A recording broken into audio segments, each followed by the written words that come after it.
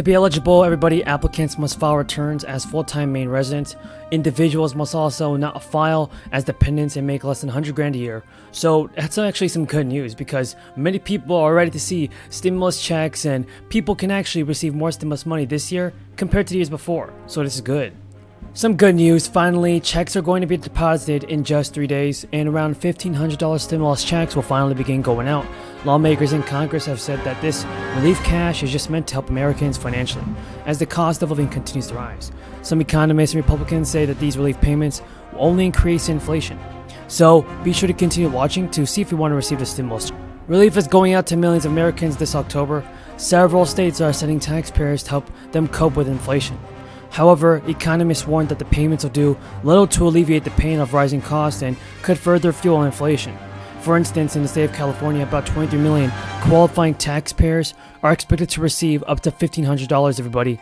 $1,500, and that's also with smaller payments going to higher earners. The payments, which are technically tax refunds, will actually begin going out this month, and they're also meant to help address the rising cost. According to California Governor Gavin Newsom, if you filed electronically and you received a tax refund by direct deposit, then you can expect to receive your middle-class tax refund by direct deposit as well. So we're finally seeing some huge developments taking place. People are receiving the stimulus money that everybody's talking about, and now it's time for some more breaking news. Also in the state of Georgia, taxpayers have received $500 in one-time tax refunds. That's $500, and then the Georgia governor also said, as working hard, Georgians face rising inflation caused by the failed government, we are doing what we can to provide relief by returning the money back into their pocket. For families struggling to pay for gas and other everyday costs, having some extra cash could actually offer some short-term relief. But economists are putting more money into the economy can drive up the demand and prices for everybody. So Beth Akers, a senior fellow at the American Enterprise Institute, said in a statement, handing out dollars in an inflationary environment will only make matters worse.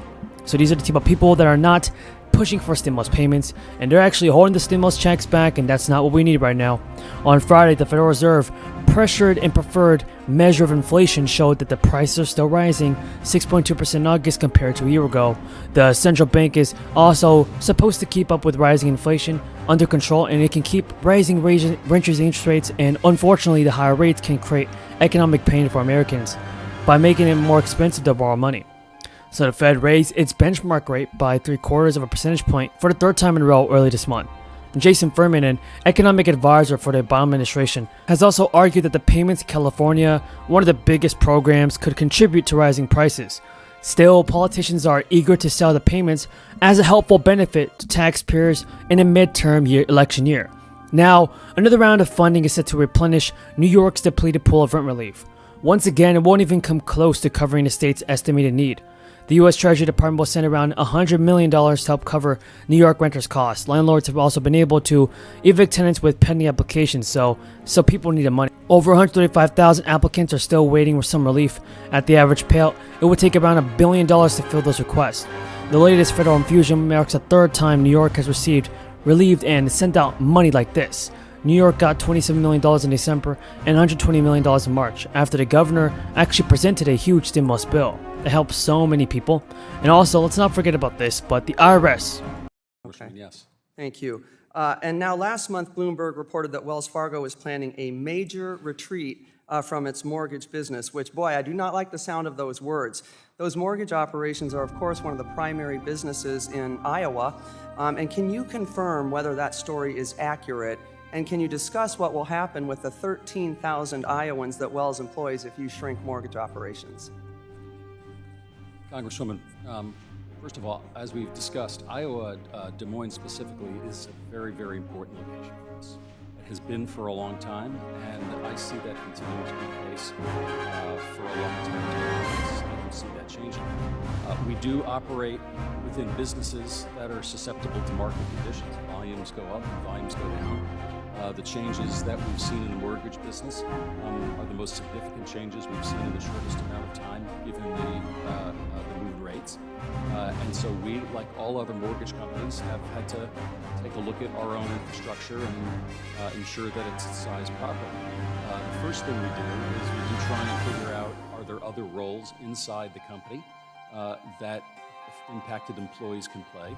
And I know that we have moved a significant number of employees from one division to another as we've gone through these changes in the mortgage business. The other thing I should just point out is the mortgage, Des Moines began, when I think when we acquired a company that was in Des Moines way back, it was a mortgage business. And for quite a number of years, the only thing that we had in Des Moines was mortgage. That's not true today.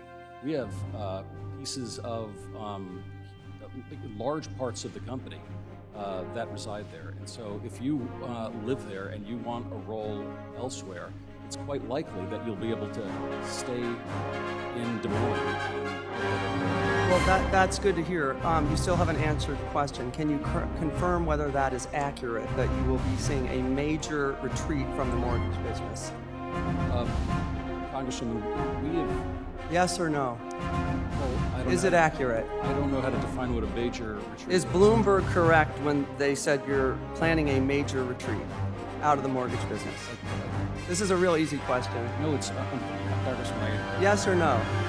The mortgage market is substantially lower today than it was, and so we are significantly... Okay, so I'm not getting an answer. What I did think I heard from you is that with the 13,000 Iowans, if I'm hearing you correctly, you will do everything in your possible power to find another job for them within the other parts of Wells Fargo that are located in Iowa. Is that correct?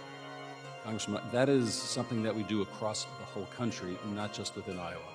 Okay, so we're going to have to follow up on this because I'm still not getting a straight answer on what's going to happen to the tons of people in our district that you won't answer this question about what's happening. And what I don't want to see is all of a sudden we wake up in the Des Moines Register, I've got 1,000 people lining up to make sure that they can get unemployment. And the other thing I want to make sure that we do is address TAA if there's going to be any conversation around moving jobs out of this country, okay? So we'll be in touch with you about that. Next, I just want to move on a bit, and this was good to hear. I saw some stories suggesting Wells would cover travel expenses for employees seeking abortion care. Now that our Iowa Governor Reynolds is attempting to push her ban through that she pushed through last time and was shot down, but she will now because of Roe v. Wade. Can you confirm if Wells is covering those expenses and how that will work for the... A long time ago, who was saying when I had an aneurysm, he kept saying, is it congenital or is it environmental? And I said, I don't care. You just get it done. He said, you know what your problem is, Senator? I said, no. He said, you're a congenital optimist. But I am. I'm an American. That's why I'm a congenital optimist. So look, I really mean it. We can do anything. Jobs that pay good wages and respect workers' rights. Communities that come to life around investments. Families that can envision a future with an opportunity, just as my dad would say, just give them a little bit of breathing room. Janet Yellen has released a new big statement on President Biden's relief package. Officials have confirmed that millions will be receiving a direct relief payment very soon, and the stimulus is available for full-time residents of Colorado who have filed their 2021 tax returns by May 31st. According to a news release, approximately 3 million Colorado residents are eligible for the rebate. The Senate president said that Coloradans are up against high rates of inflation and the rising cost of living, and they're feeling the pinch. This year, they were able to extend much needed support to families and individuals in the form of direct relief for taxpayers. We're helping Coloradans make ends meet during this challenging time and putting money directly into their wallets. The legislation designed to help Coloradans combat the rising cost of everyday necessities is going to provide $400 for a single filer. The state's strong economic rebound, which includes more than 100% recovery rate of jobs lost during the crisis and a 4% unemployment rate, has led to a record state surplus. The surplus will be returned to taxpayers in several ways, and the first of these is a reduction in the income tax rate, a senior homestead exemption, the Colorado dividend, and a 6-tiered sales tax rebate for next year. That is really awesome news, everybody, for you that live in Colorado. Over 70% of Americans disapprove of President Biden's handling of inflation and gas prices, indicating that economic security remains a high priority for the voting population. According to a new ABC poll, as of June 4th, 71% say they're unsatisfied with Biden's efforts to curb inflation, and 72% said the same for gas prices. Now, Biden's approval rating has been sinking for months, dropping to the lowest level of his presidency in late May at 39%. According to recent polls, satisfaction with his leadership has been declining for the last year of his tenure in office. While many issues have plagued Biden's administration, economic uncertainty and consumer purchasing power seem to be contributing to most Americans' negative outlook. Now, U.S. Treasury Secretary issued an official statement this week rebutting claims made in a book that she initially wanted to trim President Biden's bill by a third. Janet Yellen has denied claims that she wanted Biden to scale back the size of his $1.9 trillion relief package last year, over fears it could choke inflation. Like Yellen said, "I never urged adoption of a smaller American Rescue Plan package, and I believe the American Rescue Plan played a central role in driving strong growth throughout 2021 and afterwards." Poised to seize the future. Everybody, the press always asks me, why am I so optimistic with the way things are? Take a look at all these young folks. They're the best educated, they're the most generous, they're the people who have done the most, they're ready to volunteer, and they're the least prejudiced folks in the world. It's a new generation, and it's an underpinning gives me an enormous sense of, and I mean this sincerely, an enormous sense of optimism. We have everything we need right here in the Western Hemisphere, not only to point ourselves toward a future that is more prosperous, secure, and democratic, but the ability to achieve it as well. And for all of you are essential to making sure we get to this place we have to get to.